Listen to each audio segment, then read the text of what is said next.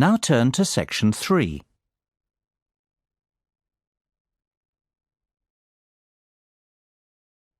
Section 3. You will hear a conversation between a student, Jessica, and Dr. Kitching, a university advisor.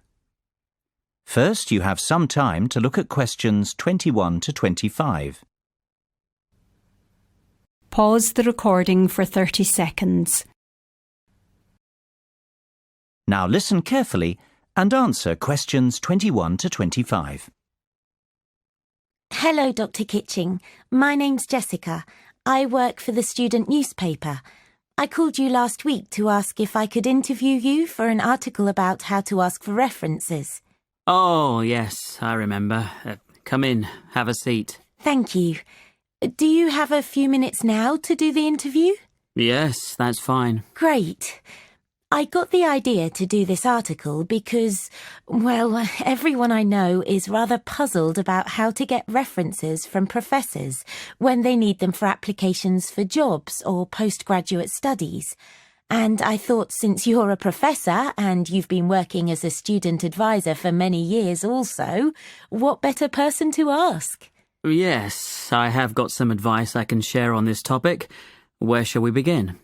First of all, do you mind if I record our conversation? No, I don't mind. Thanks. Do you write many references yourself? Oh, yes, I certainly do. Let's see. It's variable, of course, but I'd say I average at least 50 per year. My goodness, that's nearly 5 per month. It's more than 1 per week. Yes, it's a lot. And of course, most of the requests are made in the spring or early summer, when students are starting to think seriously about where they'll be heading after they graduate in June. Do most professors do so many? Yes, it's part of the job. Of course, because I'm an advisor, students probably feel like I know them rather better than some professors, so I probably get a few more than I would otherwise.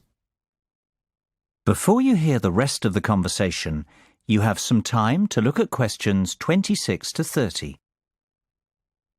Pause the recording for 30 seconds. Now listen and answer questions 26 to 30. All right, so what do we students need to know in terms of asking for references or letters of recommendation? It's incredibly daunting, actually, particularly since we have such large classes. I'm not sure if my professors even know who I am. Yes, that's probably the biggest issue students face in getting references. You will invariably have to contact former professors, even if you have never spoken to them outside of class.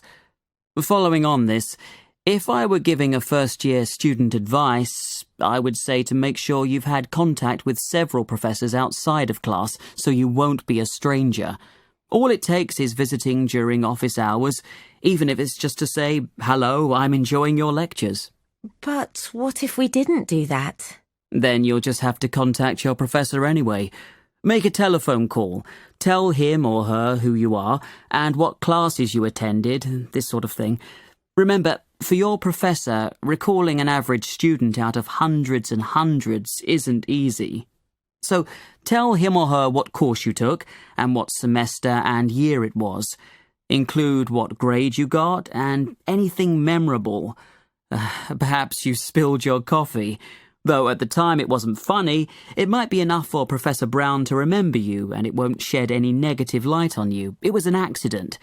Or perhaps, although you never spoke outside of class, you went up and asked a question that was a great one. Any information you can give to identify yourself is going to help you out. Should I visit Professor Brown in person? Yes, that would be ideal. I would suggest giving the information first over the phone, then follow up by emailing it to your professor. During the phone conversation, ask if you could meet briefly.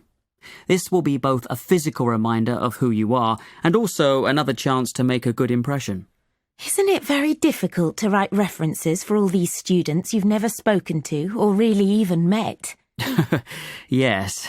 For example, I was recently called by a student from 20 years ago. He lived in another country. I really didn't recall him. He told me a little about himself, and I looked back at his records. I told him that all I could do was verify that he was in my class, that he showed up for all the classes, and that he received a 3.4 in my class. Sometimes I'm very surprised that students who did very poorly in my class ask me for a reference. What do you do in that case? Give a poor reference? I, like most professors I know, never say anything negative about the student. However, it is what is unsaid that can say it all. So you really want to make sure you're remembered in a positive way and have left a good impression. OK, thanks very much for all this information. The story should come out in our next printing, so if you're interested, I'll drop one copy over to you. I'll be looking forward to seeing it. That is the end of section 3. You now have half a minute to check your answers. Pause the recording for 30 seconds.